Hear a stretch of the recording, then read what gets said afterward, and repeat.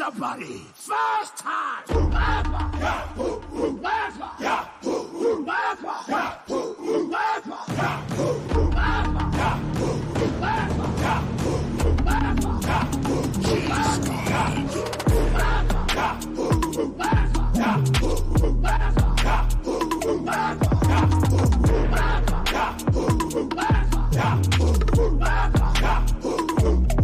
somebody. Let's get into it, man. It's your boy Com Unleashed here with my Money in the Bank 2024 review. Again, Money in the Bank was live from Toronto, Canada. The crowd was hyped all night. A lot of interaction. They wasn't bored sitting around. It was a very entertaining pay-per-view. So the first match was the men's Money in the Bank. Uso made his way through the crowd as to being the first competitor introduced and went through, and then Drew McIntyre was the last person to come in. Surprisingly, man, everybody waited for the bell to get started instead of just going at it as soon as they all got in the ring. Um, Drew McIntyre was the first to use a ladder as a weapon and took out a few opponents trying to climb up, trying to get the briefcase, man. It was a standard Money in the Bank match, man. The stronger wrestlers provided a base for the high flyers and the risky spots. Everybody took their fair share of damage from the ladders back and forth throughout the whole match. One thing that stuck out was how nobody felt dominant than anyone else in this match. Like I said, a lot of back and forth. Every wrestler had its moment to shine. Andrade and Hayes had some some impressive moments, man. It was a good match, man. Everybody looked good. It looked like Jay was going to win it. He had climbed up to the ladder, and then Drew took the ladder and kind of threw it like a dart, hit him, knocking him off the ladder. Drew then climbs the ladder, grabs the briefcase. Drew McIntyre wins the men's Money in the Bank. But wait, there's a screw that we're going to talk about a little bit later. Overall, the match was, I give it an A minus. Like I said, it wasn't dull. People, they were risk taking. Overall good match, man. Some of the notable moments was the pre-show where Samantha Irvin and Roland James, they sung the American and Canadian national anthems, man. Michael Cole was amped when Jey Uso came out, man. I will say, man, the way that Andretti's leg hit that ladder was that looked painful. That looked painful, man. The sunset flip that Andrade hit Hayes with on the ladder was great. It was great, man. So I give that one, like I said, an A minus, man. The second match was Sami Zayn versus Braun Breaker. Sami pretty much got his ass beat the whole match. There was times when Breaker could have just went on and went for the win, but he didn't because he wanted to punish Sami. And in the end, it cost him. You know what I mean? Braun Breaker showed off his power, by easily hurling Zayn around the ring. He also showed some speed, with a quick go behind with the German suplex. Having Zayn is like the best underdog when it comes to storytelling. And like I said, Braun Breaker was pretty much like taking it to him the whole match. And in the end, man, Sami pulled it out, man. You know what I'm saying? The underdog from the underground, he hit a hello kick on him, man, and pinned him 1, 2, 3. Sami Zayn defeat Breaker, man. Some things I could say. Breaker needs new interest music. You know, Breaker's Frankensteiner was a wild display of agility, man, for real. Not especially when he pops up like he does on the top rope, man, like it's nothing. Great match, man. I'll give that a B plus. Then John Cena came out to a quick and earth like it was. He came out to the crowd and basically said that he was 2025 is going to be his last year in the WWE, and then he's going to retire. It seems like this is his farewell tour. So we'll see what storylines that he's going to be brought up in, man.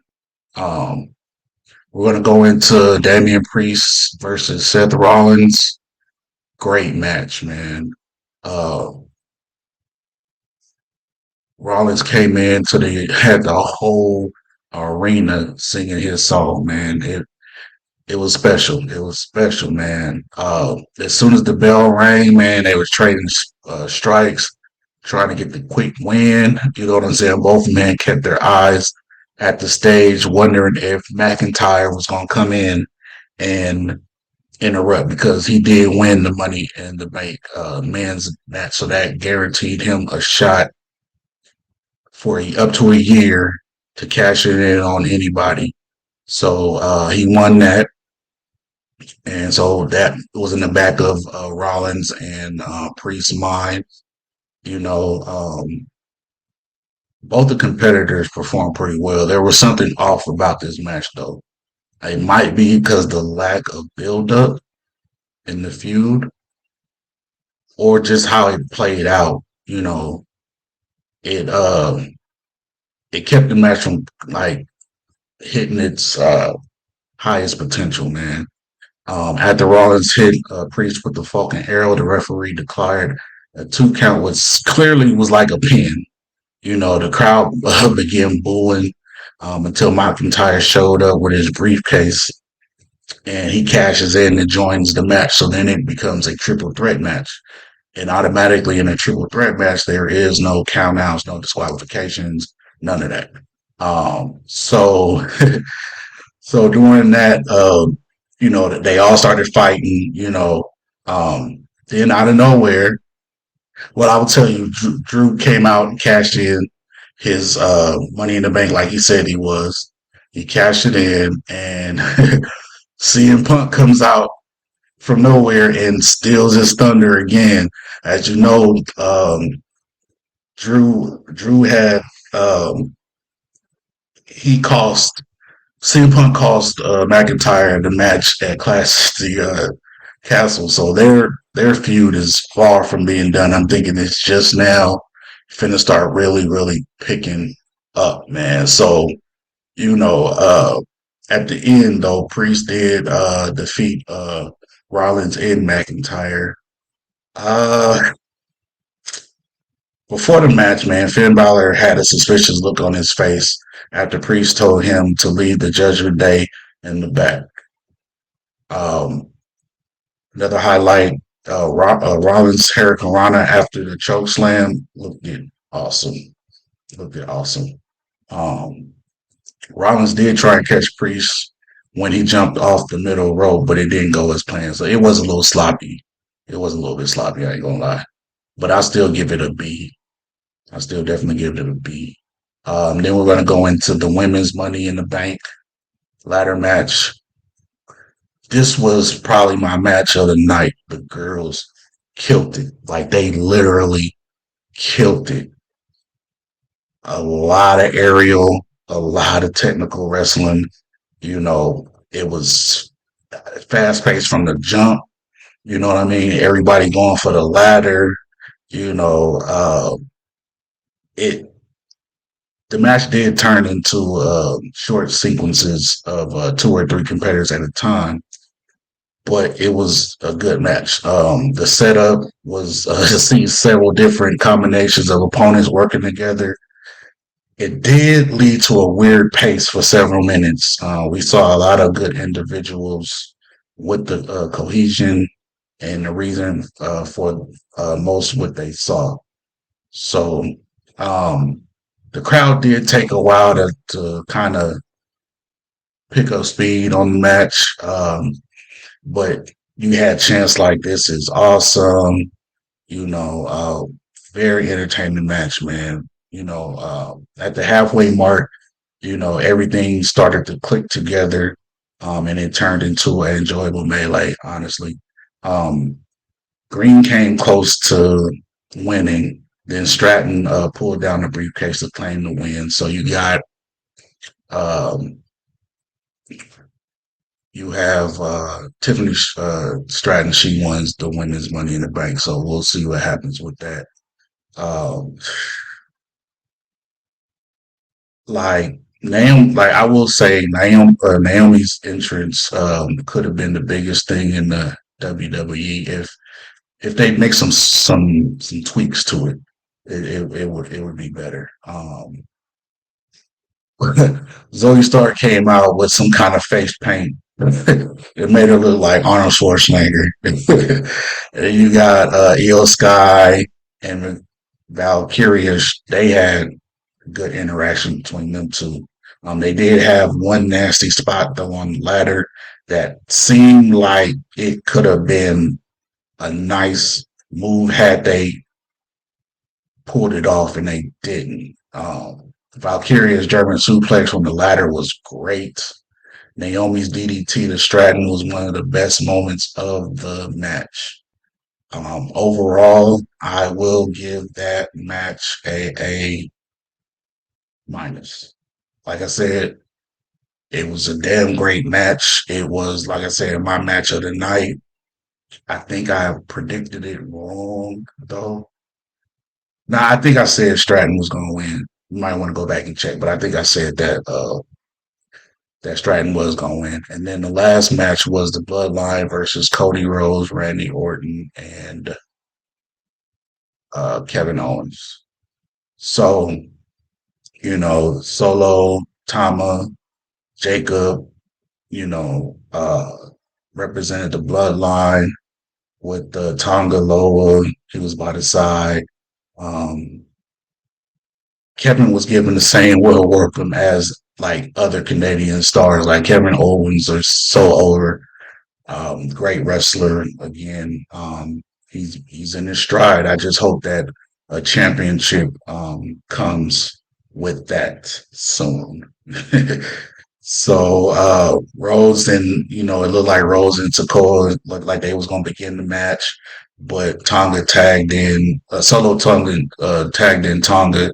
Say that three times fast. Solo tagged in Tonga for him to start the match. Man, you could tell this was going to be more and more intense as the night went on. It so as soon as like Fatu tagged in for the first time, you could feel the change in the atmosphere, man. Especially after he no sold a DDT from Orton, like he just popped like right up, like it didn't even happen. Um, for such a bitter feud, though, it was surprising how long it took for it to evolve into a huge fight. Solo accidentally knocked out the ref, which ended up saving him from being pinned and taking every finisher from the babyface team, like literally the crossroads. He got stunned and RKO. Like it was crazy. Like I said, the ref got knocked out halfway through the match where he got crushed between the steel steps, man. And Fatu was actually put through the announcer's table with a nice frog splash from a KO. The match was good. It was good. It was decent. You know what I'm saying? It wasn't like didn't have no slow moments. It wasn't no botches too much. Um, there was a lot to like in this match. You know what I mean? But it also felt like a repeat of all the other Bloodline matches where it ends up being, the numbers game. So, but Bloodline did defeat Rhodes, Owens, Orton, and Owens. I got this one wrong. I just felt that with all the hardships that them getting beat up every week leading up to this, it was all in vain. Like they just really just got they butt whooped all the way leading up into this match, and then they lost the match.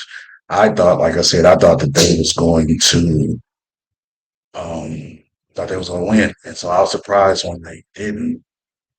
So we'll see what happens, man. Everybody started chanting, "We want Roman, we want Roman." So we're gonna see what's gonna happen, man. Monday will be Raw, so the fallout from what the Bloodline did to Paul Heyman. We're going to see what happens coming up now. But like I said, it wasn't a long pay per view at all. 5 matches. The longest matches, of course, was the ladder matches. Overall, it was a good pay per view, man. It was a good pay per view, man. I give it a B. Give it a B plus. So but hopefully, y'all guys tell me what y'all think down there in the comments. If you've seen it, if you haven't seen it, if you're gonna watch it later, come on back and let me know what y'all think about it. I think out of the 5 matches, I got 2 right. Yeah, I think I got 2 right. So I need to do more work on that. I need to get better with my predictions, man. But this is your boy Kong, man, and I'm out. Please like, share, subscribe, man, and hit the comments down below. I'll see you guys Monday for my Raw review. Peace.